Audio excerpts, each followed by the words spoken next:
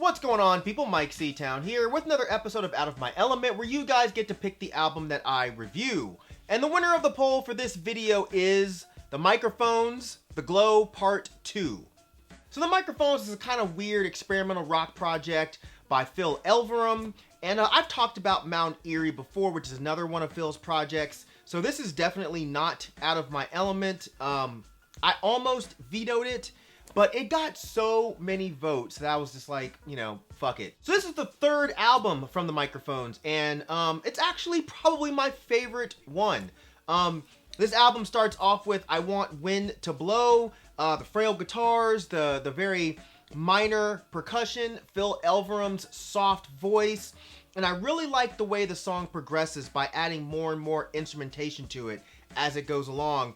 And this first song sets up the idea that we're dealing with the aftermath of a breakup throughout this album.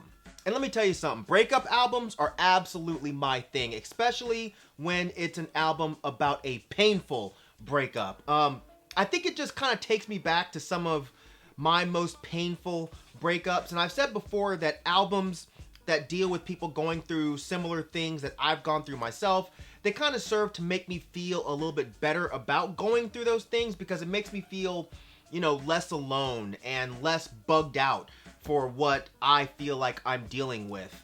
But yeah, this album came out in 2001, but I didn't hear it until around 2012, which happened to be a time where I was going through a very painful breakup. But yeah, I've always really liked this line from I Want Wind to Blow. But there's no hope for me, I've been set free, there's no breeze, there's no ship on my sea. And I've always really enjoyed the way the title track moves, the really harsh and distorted beginning, which is an extremely jarring transition coming from the previous track. And it always felt like it represented this sort of manic moment. Your thoughts are just kind of abandoning you for a minute, and the rest of the song kind of lends to this idea as Phil sings about the idea of not necessarily being suicidal, but sort of being confused about the point of living. The Moon is a really special song. I really like the bubbly instrumentation, the more upbeat drums, the horns. I feel like he does an amazing job with making this song so much more bouncy, while the lyrics deal with such a serious and depressing topic. Here he's talking about going back to the places that he's visited with his previous love. I went back to feel alone there. I went back to wipe it clean.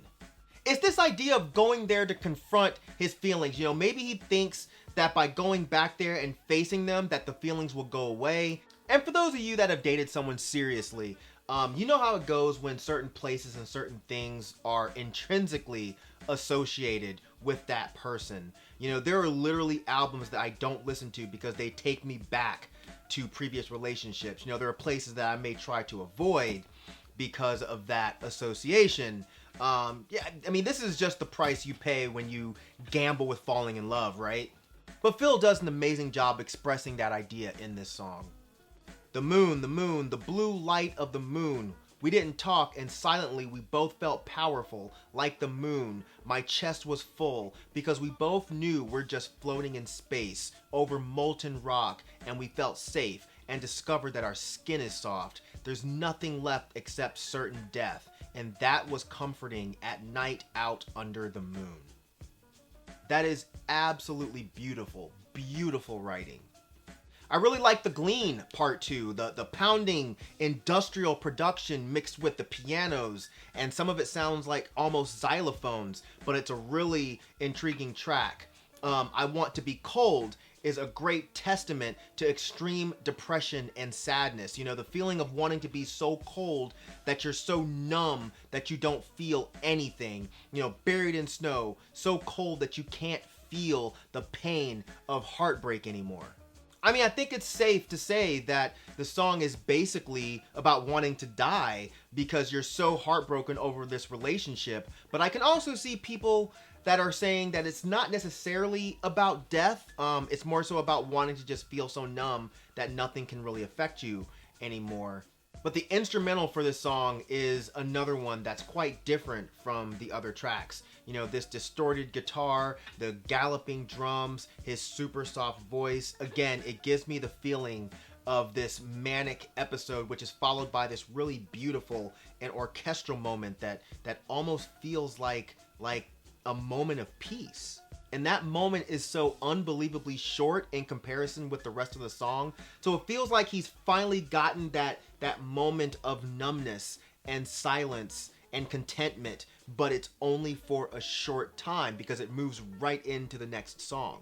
And that next song is I Am Bored, and I love the way it leads into this track, because this is a really pretty song. The instrumental focuses mostly on light drum work with these really beautiful pianos over it, but it plays with the idea of feeling like your days are so boring and empty with your mate no longer with you, which is an interesting idea following the previous track talking about wanting to die.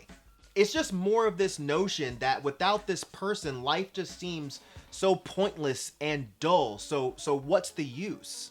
The finale of the album with Samurai Sword and My Warm Blood is really amazing. So Samurai Sword depicts Phil in the woods in the snow armed with a samurai sword facing down a bear. Okay, I feel like this represents the idea of the entire album, which is essentially about Phil trying to face his feelings about his ruined relationship, which is to me what the bear represents. And all of this described over this loud and noisy backdrop with these banging drums and tweaked and distorted guitars. And then My Warm Blood is this mostly quiet track that's basically the aftermath of his fight with the bear. You know, the bear that is depression, anxiety, heartache, however you want to describe it. And now he describes himself as alone with nothing but the sounds of insects to accompany him. You know, there's no spark left to bring him back to being interested in life. It's just so cold and his blood barely flows, but there are still these insects around him that are just dying to suck away the last bit of blood or life that he has left.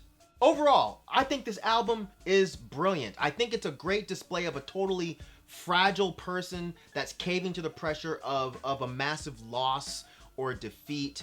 The idea that life is meaningless without someone or something to give it purpose.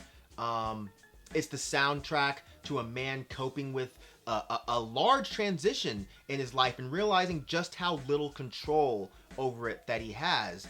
And it's the acknowledgement that as hard as it might be, even though life seems to have taken a massive shit on him, the only thing he can do about it is live. You know, the album ends with the sound of a heartbeat, you know, the most simple and recognizable sign of life.